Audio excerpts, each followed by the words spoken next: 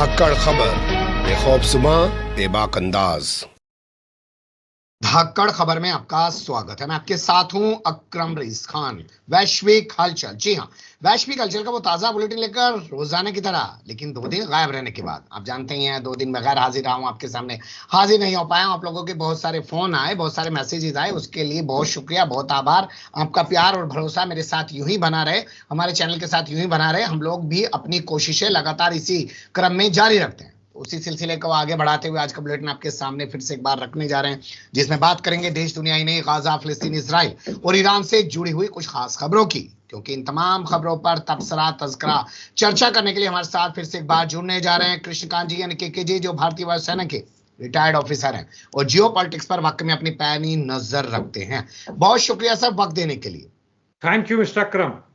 2 दिन की गैर हाजिरी हो गई है सर। ठीक है, यह तो जरूरत है, आपको भी कोई जरूरत है। वैसे भी शुक्रवार को हम नहीं करते हैं, सोमवार को मैं भी नहीं रहता हूं अक्सर, अनलेस की कुछ फ्रीडम मिल जाए, छुट्टी मिल जाए तो अच्छा है। और जनता की मांग थी, मेरे चैनल पे भी एक ने लिखा था कि आप कहाँ हैं, क्यों नहीं आप लोग आए। उन्हें कुछ संदेह हो रहा होगा, तो अपने अपने कामों में व्यस्तता के कारण हम लोग नहीं आ पाए। जी चलिए अब शुरुआत करते हैं बांग्लादेश से जुड़ी खबरों के साथ। और पहली जो खबर आ रही है वो बांग्लादेशी मीडिया के हवाले से आ रही है, जो मणिपुर को लेकर एक अलग ही प्रोपेगेंडा चला रहा है अपने यहाँ पर। हाँ, यदि चूंकि हम उनके यहाँ के खबरों को जबरदस्ती बढ़ा चढ़ा कर दिखा रहे हैं, जब भी दिखा रहे हैं कि हिंदू खतरे में, जो कि उस तरह का कोई चीज वाकया हो नहीं रहा है, तो हमारे मणिपुर में तो वास्तव में वहां बहुत जबरदस्त धरना प्रदर्शन हुआ। अभी मशाल लेकर वहां की औरतें निकली हैं रात में, सैकड़ों हजारों की संख्या में। हमारे मीडिया में उसका अंदाजा नहीं आ रहा है, वो लोग दिखा रहे हैं, तो वह दिखाने की जरूर कोशिश करेंगे कि देखो भारत में क्या हो रहा है। और मणिपुर में पहली बार नहीं, दोबारा तिबारा हो रहा है, बार बार हो रहा है। और ये पूरे नॉर्थ ईस्ट का प्रकरण कहें, जम्मू कश्मीर में इस तरह घटनाएं घटी थी, हमारे गुजरात में पहले हुआ था, और बाकी जगहों में हो रहा है। और राइट्स वगैरह तो दिल्ली में भी हाल फिलहाल में हुआ था। तो ये सब चीजें वो जो दिखाने की कोशिश करेंगे कि जो उंगली तुम हमारे तरफ उठा रहे हो, वह उंगलियां खुद उठा कर देखो तो तुम्हारी स्थिति बेहतर होगी। जी, लोकतंत्र में जो शब्द है लोक, मुझे लगता है उसके साथ लाज भी होता है। क्योंकि 2 आदमी अगर आपको कुछ कहें तो सुनना समझना चाहिए, इसी को लोकतंत्र कहा जाता है। लेकिन जो लोग पिछले 10 साल से सत्ता में बैठे हैं, क्या आपको लगता है कि बेशर्मी, बेहयाई की तमाम हदें पार कर चुके हैं, इन्हें कोई फर्क ही नहीं पड़ता है?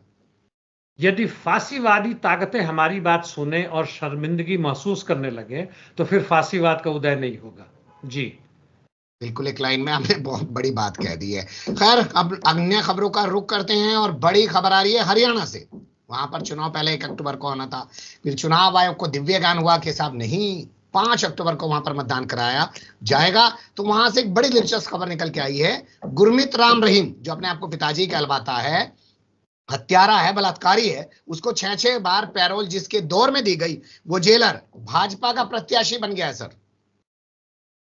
पूंजी यानी वह मृत आत्मा है, एक सजीव जनता के मेहनतकश आवाम की मेहनत से, उनके श्रम शक्ति से बनता है, लेकिन यह एक मृत चीज है। पूंजी अपने आप में, चाहे वो रुपये पैसे के रूप में हो, फैक्ट्री के रूप में हो, खेत के रूप में है, और उसको जरूरत है कि वो और बड़े फूले। ना बढ़ेगा फूलेगा तो दूसरों की तुलना में मारा जाएगा। बड़ी मछलियां छोटी मछलियों को निगल जाती है, और उसको कोई अंतर नहीं पड़ता कि बलात्कारी हो, हत्यारा हो, अपराधी हो, देशद्रोही हो, उसे बढ़ना है। और इसके लिए ऐसे ऐसे लोगों को उसे जरूरत पड़ रही है। अब वह वक्त गया जब देश स्वतंत्र हुआ था, उसके 30-40 वर्ष आगे तक बढ़ा था। नेहरू जैसे लोग थे जो कि एक जो बोलते थे वो दिखाने की कम से कम जरूर कोशिश करते थे कि करते। अब वह चीज खत्म हो गया। अब जितने भी धूर्त मक्कार लोग हैं और अज्ञानी अंधविश्वासी लोग हैं वो सत्ता में आ रहे हैं। इन्होंने अभी सत्ताधारी पक्ष का दामन पकड़ा है और इसको पेरोल पर देने के लिए इनका हाथ रहा होगा। लिखा होगा कि बड़े अच्छे संस्कारी आदमी हैं और बड़े अच्छे तरीके से रहे, इनको पेरोल पर दिया जाए। यानी वह 40% हिस्सा अपनी जीवन जेल का जो है लाइफ है उसको बाहर में गुजार रहे हैं, और भाजपा के लिए शायद प्रचार प्रसार भी कर रहे हैं। वही हालत दूसरे कैदियों के साथ भी हो रहा है, और जो बहुत सारे ऐसे बंदे जिनको कैद में होना चाहिए तो वो बाहर धड़ल्ले से घूम रहे हैं। तो यह चीजें तो आज के लिए सामान्य चीज बन चुका है। जी, लेकिन मैं इस ट्रेंड पर और विस्तार से आपसे चर्चा करना चाहता हूं। पश्चिम बंगाल चुनाव में अभी लोकसभा के हुए, हमने देखा हाईकोर्ट का एक जज कैसे वीआरएस लेकर बीजेपी में शामिल हो जाता है, सांसद भी बन चुका अभिजीत गंगोपाध्याय, और जब वो हाईकोर्ट में बैठा हुआ था कैसे ममता बनर्जी के खिलाफ खुल्लम खुल्ला जो है वो जजमेंट दे रहा था। आपने वो विस्तार से रिपोर्ट भी पढ़ी होगी जो सत्य हिंदी ने लिखी है कि कितने जज अभी तक जो है आरएसएस का अपने आप को बंदा बचा चुके हैं, बीजेपी में शामिल हो चुके हैं। क्या अब मैं सवाल यहां से उठा रहा हूं, इन तमाम चीजों को देखने के बाद संवैधानिक पदों पर बैठे हुए ऐसे लोगों पर विश्वास किया जा सकता है? जहां तक संविधान की बात है, वह मजदूर वर्ग के सत्ता के लिए नहीं था, मजदूरों किसानों के लिए नहीं था। बहुत अच्छे तरीके से और भाषा बड़ा बेहतरीन तरीके से लिखा गया अमेरिका और इंग्लैंड के संविधान की मदद से, और उसका जो हश्र आज हो रहा है वह तकरीबन होना ही था। हालांकि अंबेडकर ने भी यह 53, 54 या 56 के आसपास कहा था कि यदि संविधान को हटाना हो तो वह पहले व्यक्ति होंगे जो इसमें आग लगा देंगे, जो उसके अध्यक्ष रह चुके थे और कांग्रेस की मदद से जो बना था। तो आज संवैधानिक पदों या संवैधानिक जहां तक सत्ता की बात और उस बात है, वह बेमानी हो चुका, कोई मतलब नहीं रह गया है, और जनता निश्चित रूप से उनमें विश्वास नहीं करती। अधिकांश जनता, यहां तक कि वो जो समर्थन कर रहे हैं आज की सत्ता का, उन्हें भी पता है कि संविधान को तोड़ के हम कैसे आगे बढ़ रहे हैं। उनका कहना है कि संविधान को खत्म करो, उनको कहना है कि धर्मनिरपेक्ष एक बकवास चीज है, उनका कहना है कि प्रजातंत्र बकवास है, उनको हिंदू राज्य चाहिए और उनको ब्राह्मणवाद चाहिए, चाहे वो किसी भी जाति को, चाहे खुद ही प्रताड़ित क्यों ना हो। इसलिए पूरे के पूरे 90% से अधिक लोग, खासकर जो सत्ता में हैं, विपक्ष नहीं सत्ता में भी लोग हैं, उन्हें पता है कि संवैधानिक पद की गारिमा करना एक निहायत बकवास चीज है और कुछ नहीं। जी बिल्कुल आप सही कह रहे हैं, और लेकिन सवाल एक बड़ा ये भी हो सकता है कि तमाम चीजें 10 साल से जो हैं वही क्यों सामने आ रही हैं, क्योंकि आरएसएस की विचारधारा फल फूल रही है, और अब तक कह दिया गया है कि जो सरकारी कर्मचारी अधिकारी हैं वो आरएसएस में जा सकते हैं। राहुल गांधी ने आरएसएस के बारे में अगर कुछ कह दिया अमेरिका में जाकर, तो कौन सा बड़ा जुल्म हो गया? उस पर बात की जानी चाहिए तथ्यों के आधार पर, कि बस देशद्रोही बयान दे दिया, देश के खिलाफ बयान दे दिया, यही कहा जाएगा? देशद्रोही और देश के खिलाफ कुछ भी बयान नहीं कहा। इन्होंने बड़े ही मतलब सलीके से इन बातों को सामने रखा कि आरएसएस बराबरी में विश्वास नहीं करता है। दूसरे धर्म, दूसरी भाषाएं, दूसरी कम्युनिटी जो है वो हमसे कम है, वो हमारे बराबर नहीं रखती है, और इसी के आधार पर वो काम करती है, वो राजनीति नहीं है। तो यह तो हुआ राहुल गांधी की बात। जहां तक मेरी समझ है, राहुल गांधी भी इस पे गलत बात इस तरीके से कर रहे हैं, देश के खिलाफ नहीं। वह कहते हैं कि आरएसएस राजनीति नहीं कर रहा। आरएसएस बिल्कुल राजनीति कर रहा है, और वह राजनीति है यहां के चंद पूंजीपतियों की सेवा करना, यानी वह आर्थिक आधार पे वह राजनीति और उसके ऊपर में धर्म का मुलम्मा लगाकर लोगों को बेवकूफ बनाने का प्रयास कर रहा है, जिसमें वह काफी हद तक सफल भी है। 35% जनता उसके साथ है, और सत्ता के हर अंश को, संविधान के हर भाग को वह अपने अंदर में कंट्रोल में करके व्यक्तिवाद, धर्मवाद, देशवाद देश के लिए नहीं, देश के विरोध में, जनता के विरोध में काम कर रहा है। तो राहुल गांधी की बात को हमें और आगे बढ़ाना चाहिए, ना कि इस पे करना चाहिए कि देश के पक्ष में है कि देश के विपक्ष में है या पक्ष में है। जी एक और वली अहद, यानी हिंदी में अगर बात करें, सॉरी इंग्लिश में, क्राउन प्रिंस। अभी तक तो मोहम्मद बिन सलमान का नाम सुनते थे, अब यूएई का भी एक्टिव हो गया, भारत के दौरे पर आया हुआ है। ये क्राउन प्रिंस आने वाले प्रिंस बनने वाले हैं, इसलिए इनको एक्टिव किया जा रहा है सर? जी हाँ, अब देखिए तो एक्चुअली यूएई के साथ, वह छोटा देश होने के बावजूद भी उसके पास वित्त पूंजी, यानी फिनांस कैपिटल, वैसा कैपिटल जिसको सीधे के सीधे डॉलर के रूप में आके यहाँ पर लगाया जा सके, यानी कंप्यूटर से बैंक के थ्रू वह ट्रांसफर कर सके, उसके पास बहुत है। पहले कभी मॉरिशस से भी हमारे पास आता था, पनामा लीक था, वगैरह वगैरह था, वहां से आता था। क्योंकि पूंजी को यदि रखे वो बढ़ ना पाए तो सड़ांध होने लगता है, और दूसरी पूंजियां उसको हड़प लेती है, और इसलिए यूएई भी बड़ा ही बेचैन है। पहले हमारे देश के ही प्रधानमंत्री बनते ही, मतलब शुरुआती दौर में वहां पहुंचे थे, और अब ये लोग आ रहे हैं, और अभी तक है 85 बिलियन डॉलर का हमारा ट्रेड इनके साथ है, और यह बढ़ के 100 बिलियन डॉलर हो जाएगा अगले कुछ वर्षों में। तो नेचुरली इसके लिए आए हैं, न्यूक्लियर एनर्जी से रिलेटेड हैं, तेल और खाद्य पदार्थों से हैं, और फूड पार्क, यानी बड़े बड़े जो किसानों से जो हम अनाज लेते हैं और वहां तक पूरे जो क्या बड़े बड़े मॉल में जाते हैं और खाते हैं, वहां तक का चेन जो बनता है, उनका प्रोसेसिंग, टिन में बनाना वगैरह वगैरह, यानी प्रॉफिट का बहुत बड़ा वो आधार बनता है। आप देखेंगे कि अंबानी अदानी कैसे बहुत पैसा लगा हुआ है, गोडाउन से लेके पूरा सब्जी बेचने तक, है ना, वो सारी चीजें इनकी आ रही हैं। तो उसमें बड़ा महत्वपूर्ण चीज, अब सब चीजों को मिलाकर देखें तो यह शुद्ध रूप से, यह आपके शब्दों में ट्रेड या बिजनेस का ये काम हो रहा है, धंधा हो रहा है। जी बिल्कुल आप सही कह रहे हैं, लेकिन धंधा जो हो रहा है वो सिर्फ एक तरफा नहीं हो रहा है, वो लोग भी धंधा कर रहे हैं जो यहाँ पे आके पैसा लगा रहे हैं। लेकिन मैं इसको दूसरे संदर्भ में समझना चाहता हूँ, जो आरएसएस और बीजेपी राजनीति करती है। यहाँ के मुसलमानों को रात दिन परेशान किया जा रहा है। अभी शिमले का मामला आपने देखा होगा, वहां मस्जिद को मंदिर बताने की कोशिश की जा रही है। वो जो ये अरब खाड़ी के देश हैं, उनसे बड़े गलबगिया करके दिखाने की कोशिश की जा रही है, हमारे तो मुस्लिम देशों से बड़े अच्छे संबंध हैं, हमें तो ये अवार्ड मिल गया, हमें तो वो निशान मिल गया। आपने कहा बिल्कुल सही है। हम थोड़ा इसके अंदर जाकर देखें तो यही दिखाता है कि ये लोग जो धर्म का आधार लेकर, ढाल लेकर हम पर आक्रमण करते हैं, हम पर मतलब मजदूर वर्ग, किसानों पर आक्रमण करते हैं, हमारे जीने के साधन को छीन लेते हैं, हमने जो उत्पन्न किया है उस पर टैक्स लगाकर और दूसरे तरीकों से लूट लेते हैं हमसे। यह लोग धर्म में खुद कितना विश्वास करते हैं, जीरो, इनका कोई उससे लेना देना नहीं है। और उनको यह मालूम है कि हम जो कर रहे हैं उसमें गॉड की तरफ से कोई भी इस तरह का दंड नहीं आएगा, ना ही अगला जन्म में होगा, तो देखा जाएगा जो भी बनेंगे, क्योंकि याद रहने से रहा। जी एनएसए अजीत डोभाल को रूस क्यों भेज दिया गया है, और तब भेजा गया है जब प्रधानमंत्री यूक्रेन हुए हैं, और उससे पहले वो रूस खुद गए थे। क्या कहलाता है ये सब कुछ? हमारे national security advisor prime minister के साथ साथ बहुत अच्छी तरह जुड़े हुए हैं, होम मिनिस्ट्री के साथ भी हैं, और इनका काम वैसा ही तकरीबन है पूरे के साथ मिलके कि जो यहाँ की सिक्योरिटी फोर्सेस हैं, इवन पारामिलिट्री, हो सकता है मिलिट्री में भी हस्तक्षेप हो, पारामिलिट्री से लेके जितना कुछ है, उनके ऊपर का किस डायरेक्शन में ले जाए, किस तरह से उनको इसके लायक बनाया जाए ताकि उसका इस्तेमाल आरएसएस बीजेपी कर सके। और इसी के चक्कर में देश ही नहीं, विदेश नीतियां भी बन रही हैं। रॉ जो हमारा है, रिसर्च एंड एनालिसिस विंग, उसका भी हिस्सा बनता है। ये श्रीलंका भी गए थे कुछ दिन पहले, अभी वहां दूसरे देशों में जा रहे हैं। कहने के लिए ऊपर में दिखाया जा रहा है मीडिया कि ये गए हुए हैं वहां पे युद्ध को रोकने के लिए। हालांकि इस पे इनका क्या रोल होगा नहीं पता। यदि रोकना ही है तो हिम्मत करके जाए, इजराइल के साथ जाके कहें, वहां कम से कम ये कहें, ओपनली कह दें कि हम चाहते हैं कि इजराइल युद्ध रोक दे। इतना एक लाइन ये कह दे। यहां पर तो चूंकि पुतिन ने, जब हमारे प्रधानमंत्री गए थे तो पुतिन ने कहा कि हमारे कुछ देशों पे बहुत भरोसा है युद्ध शांति के लिए, उसमें चीन का नाम लिया, भारत का भी नाम ले लिया चूंकि भारत के प्रधानमंत्री थे, उन्होंने ब्राजील का भी नाम लिया, आश्चर्य से साउथ अफ्रीका का नाम नहीं लिया, या हो सकता है लिया हो तो मुझे नहीं मालूम, क्योंकि ब्रिक्स को वो डेवलप कर रहे हैं और वो अमेरिका के खिलाफ एक नई तरह की आर्थिक व्यवस्था पूरे विश्व में करना चाहते हैं, जिसमें चीन और रूस महत्वपूर्ण है।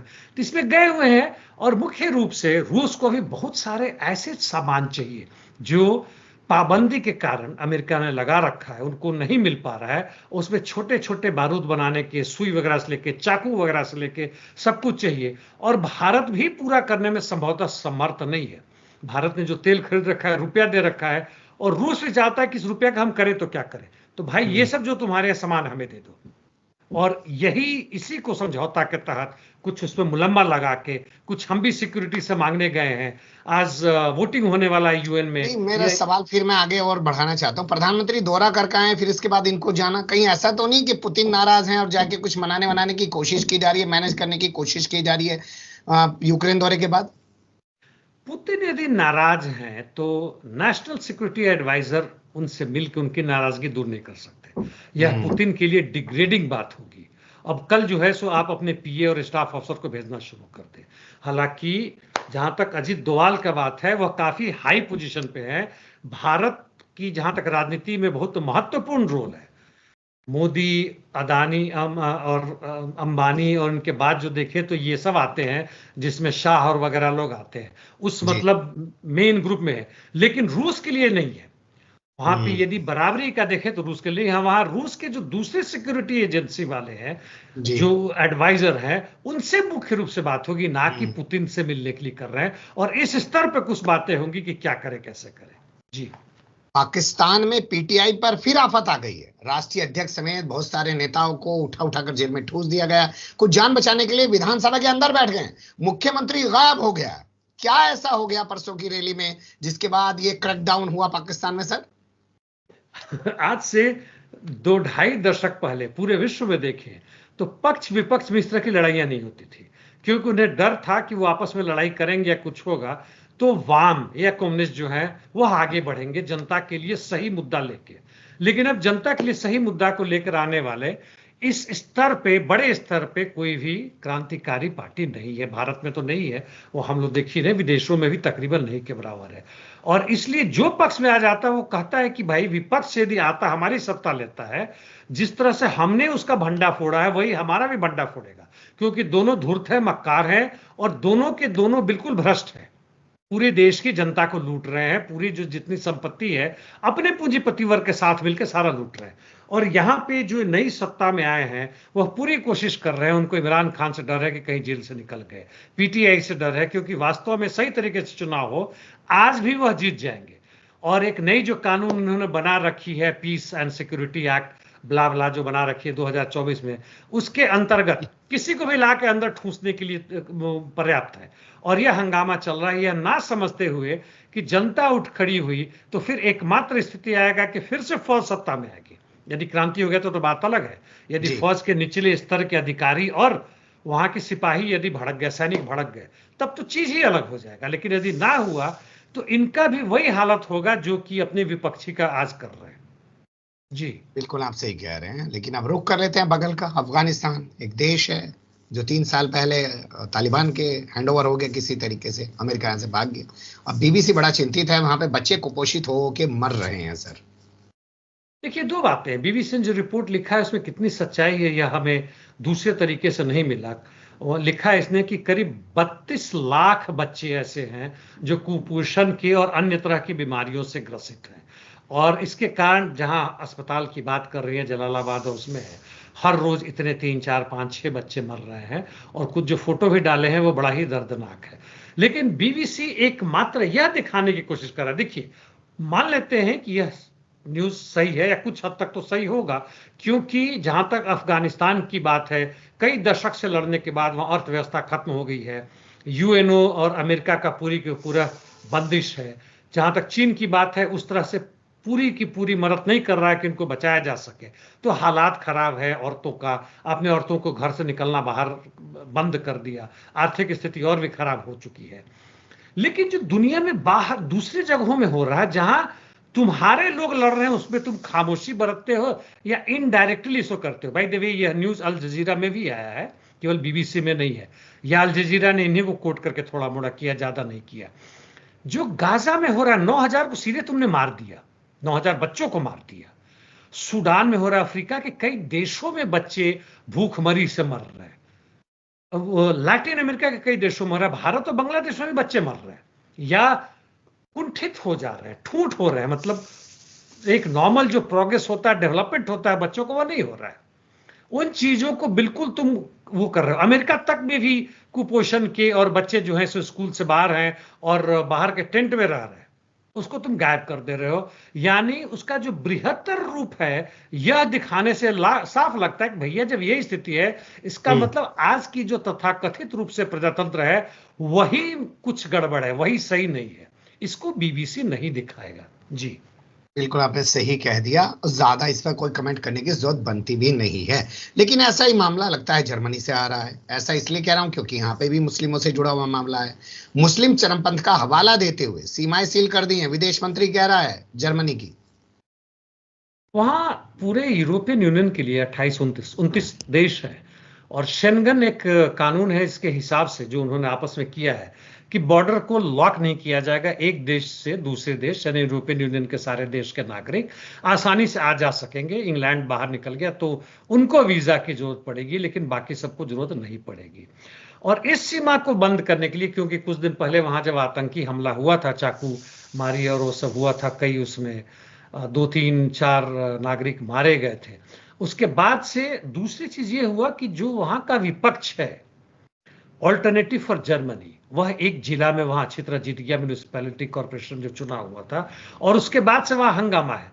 यह नहीं समझ रहे हैं कि जिस दक्षिणपंथी नीति का तुम कहने के लिए सोशल डेमोक्रेट्स है, इनके शोल्ज की पार्टी, वह भी दक्षिणपंथी ही है। यह थोड़ा अति दक्षिणपंथी और कुछ नहीं है, ज्यादा अंतर नहीं है। तुम युद्ध के मामले में तुम इजराइल को सपोर्ट कर रहे हो, यहां तक कि यूनाइटेड नेशंस सिक्योरिटी काउंसिल में जाके या आईसीजे में जाके तुम यहां पे इजराइल के तरफदारी करने वाले कहते हैं कि वहां पर जनसंहार नहीं हो रहा है। तुम यूक्रेन को पूरे के पूरे आर्म्स एंड एमुनिशन दे रहे हो ताकि वहां का जितना भी अटैक हो रहा है वह कंटिन्यू करे, वहां युद्ध बंदी ना हो। हालांकि कहने के लिए उन्होंने कह दिया है अब समय आ गया कि युद्ध ना हो। और यहां पे दिखाने के लिए ये जो अंदरूनी मसला हो रहा है, जो कंट्राडिक्शन हो रहा है, जिससे कारण अब ये हार रहे हैं, इसलिए दिखाया कि जर्मनी को सेफ करने के लिए कुछ तालिबानी या अफगानिस्तानियों को उठा के तालिबान भेज दिया या अफगानिस्तान भेज दिया और हम बॉर्डर सील कर देंगे और बाकी लोगों को नहीं आने देंगे। वैसे यहाँ पे पूरे यूक्रेन से तकरीबन 1 लाख से अधिक लोग शरणार्थी यहाँ पे आकर रह रहे हैं अभी। जी, क्या आपने जैसे बताया कि यूरोपीय यूनियन में बॉर्डर सील नहीं कर सकते हैं, तो ऐसे में कर पाएंगे? अब देखते हैं कहां तक होगा, क्योंकि पूरा यूरोपियन यूनियन तो वही कह रहा है, 1 2 3 को छोड़ दे, हंगरी स्लोवाकिया सब छोड़ दे, वही कर रहा है जो अमेरिका चाह रहा है। और उसके हिसाब से अमेरिका चाह रहा है कि ये सब करो, पूरी की पूरी तरह से कहीं ना कहीं कोशिश है कि नाजीवाद को पूर्ण रूप से स्थापित किया जाए पूरे विश्व में, क्योंकि उनको डर केवल रूस और जर्मनी से ही नहीं और चीन से ही नहीं, बल्कि उनका डर अपने ही जनता से है जो भड़क रही है। जी, क्या अब स्पेन में बैठकर वेनेजुएला में राष्ट्रपति का चुनाव लड़ने वाला जो भी व्यक्ति है जो भाग गया है स्पेन, वो अब आग लगाने का काम करेगा वेनेजुएला में? आग लगाने की तो पूरी ये कोशिश कर ही रहे हैं। जहां तक इनकी बात है, गोंजालिस, इनको 45% या 44% कहीं वोट मिला था, जबकि मदुरो को, जो पहले से ही राष्ट्रपति थे 2 टर्म से, तीसरी बार चुनाव में जीते हैं, 51% मिला था। और इस पे इनका कहना है, अमेरिका और जितने भी इनके पत्रकार वगैरह वगैरह, कि नहीं गलत हुआ। और ये कहते हैं कि मुझे 95% मिलना था लेकिन कुछ ना कुछ गड़बड़ हो गया, अब कम से कम 73% मिलना चाहिए था। जबकि वेनेजुएला के सुप्रीम कोर्ट ने भी कहा है कि जिस तरह से चुनाव हुआ है हमें निष्पक्ष लगता है और वो सही है। यदि मान लेते हैं इनकी बात, यानी गुंजालिस की बात जो है कि 73%, और जो पक्ष में भी जो जीते हैं मदुरो को 30%, यदि जोड़े तो 103% हो गया। और बाकी जो 2-3 छोटे मोटे थे उनको भी 9-10% था, यानी 115%। ये वोट आ कहां से गए? यह झूठ बोल रहे हैं। और इनके अगेंस्ट में अरेस्ट वारंट इशू हो गया था। ये वहां पर छुप के किसी अर्जेंटीना के वहां का एम्बेसी में छुपे पड़े थे, और आज नहीं तो कल पकड़े जाते, तो वहां से भाग के गए हैं। और आग लगाने की तो लोग पूरी कोशिश कर रहे हैं वेनेजुएला के खिलाफ। और खुलेआम अमेरिका ने मांग की है वेनेजुएलन आर्मी से कि तुम विद्रोह कर दो। यानी आर्मी का विद्रोह करना अमेरिका के नजर में वहां लीगल बनता है, बिल्कुल लीगल बनता है, जहां सरकार उसके पक्ष में आती है, जैसे पाकिस्तान में, बांग्लादेश में। तो बाकी अमेरिका के अंदर ही खुद क्यों नहीं आर्मी विद्रोह करे, यूक्रेन में क्यों नहीं करे? जी, सही कहा आपने, वही वहां भी तो करा दो या वहां भी कच करके दिखाओ। खैर, अमेरिका का जिक्र किया तो अमेरिकी चुनाव से जुड़ी खबर है, ट्रंप के खिलाफ अमेरिकी सेना के 10 अधिकारी खड़े हो गए। हाँ, lieutenant general, major general rank के हैं, और इनके खुद जो वाइस प्रेसिडेंट थे पहले, वह भी इनके खिलाफ हो गए हैं। कहते हैं कि इतना खतरनाक आदमी हमारे देश में कभी नहीं हुआ था। ठीक है, खतरनाक की बात है।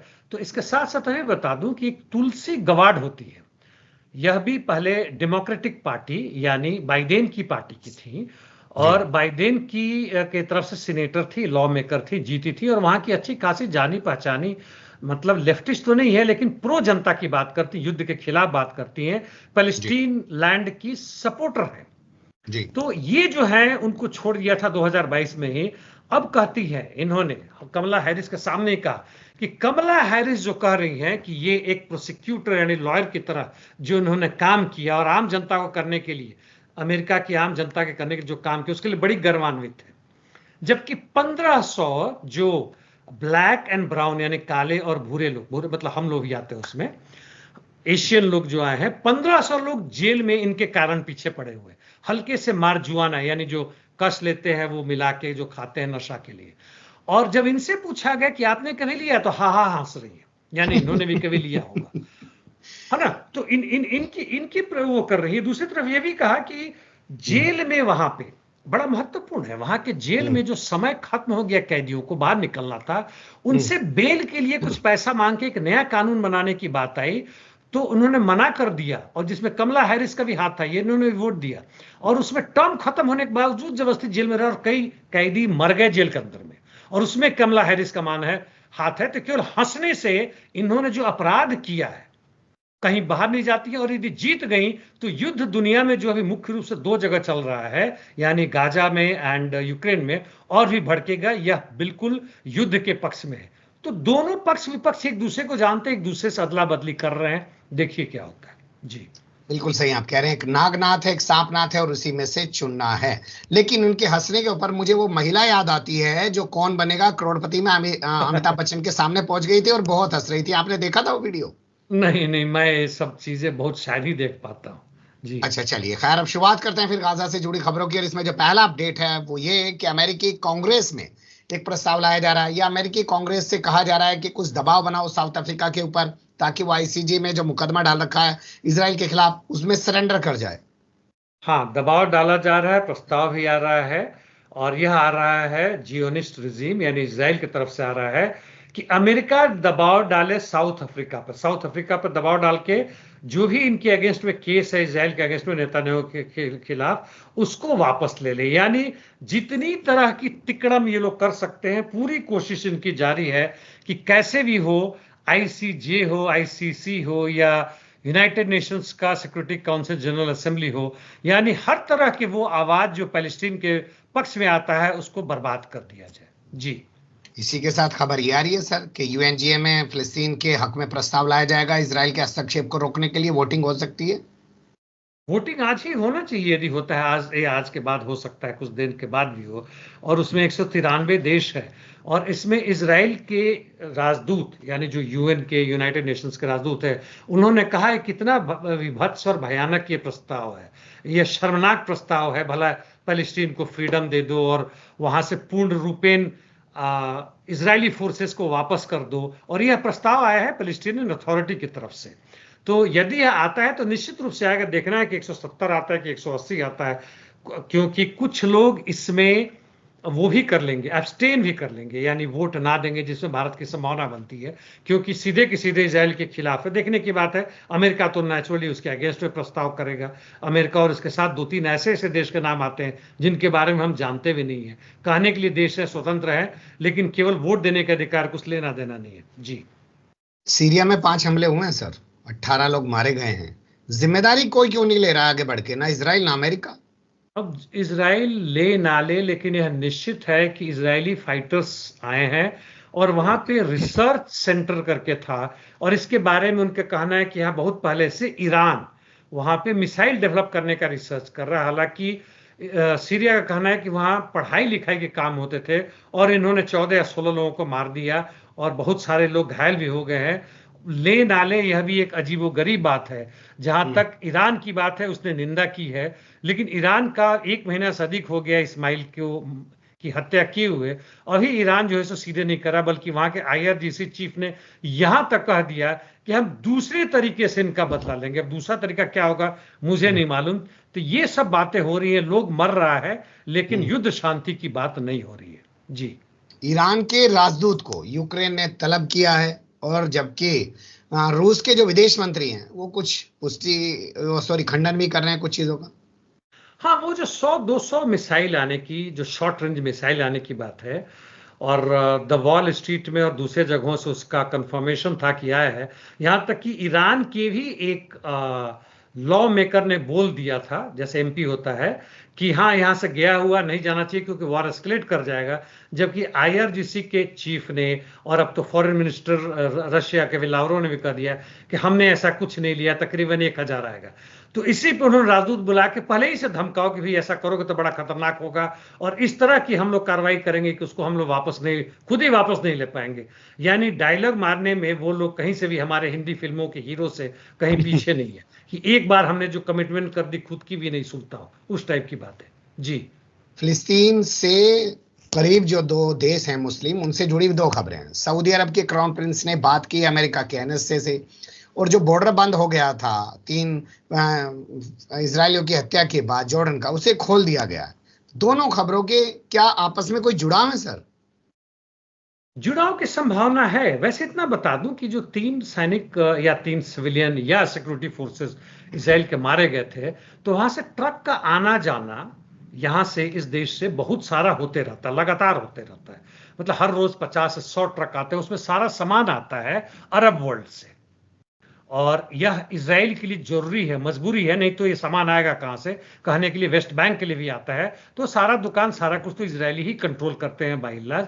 तो ये व्यापार का एक माध्यम है। और इसके कारण जब ये बंदे को गुस्सा आया, उसने कहीं से गन उसमें लाया होगा और उसने चला दिया, और इजरायली फोर्सेज ने जब उसको मार के गिराया, बेहोश था और हाथ ऊपर कर लिया था, तब जाके नजदीक से पॉइंट ब्लैंक उसको मार दिया।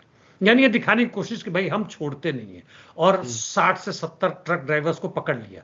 लेकिन यदि बंद कर देंगे तो यह हमास के लिए नहीं बंद है, यह इजराइल के लिए खुद बंद हो जाएगा। इसलिए इन्होंने खोल दिया, क्योंकि वहां कई मिलियन डॉलर का आदान प्रदान होता है। इजराइल के लिए लाइफ लाइन है, वो समुद्र सायन है, यहां से आता है।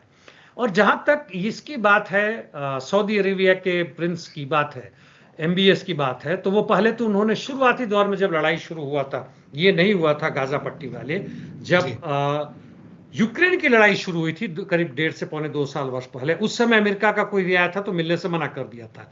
लेकिन अब उनको चाहिए अमेरिका से सिक्योरिटी पैक्ट, जी है ना? वैसे ही चाहिए जैसे जॉर्डन और इजराइल का है, उसी तरह के सिक्योरिटी पैक्ट चाहिए, वहां से आर्म्स एम्युनिशन चाहिए। अब ये लोग भाग भाग के जा रहे हैं, पूरी तरह से कोशिश कर रहे हैं।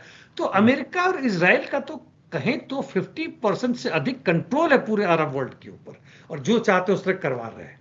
जी बिल्कुल आप सही कह रहे हैं, क्योंकि कंट्रोल उन्हीं का है और ये कर भी रहे हैं। अच्छा, जो झुकता है उसकी कभी इज्जत नहीं होती है, इसलिए कहा जाता है कि पहले खुद की इज्जत करना सीखो, खुद का सम्मान करना सीखो, उसके लिए लड़ना सीखो, तभी सामने वाले से इज्जत पा पाओगे। झुक जाओगे तो कुछ मिलेगा नहीं।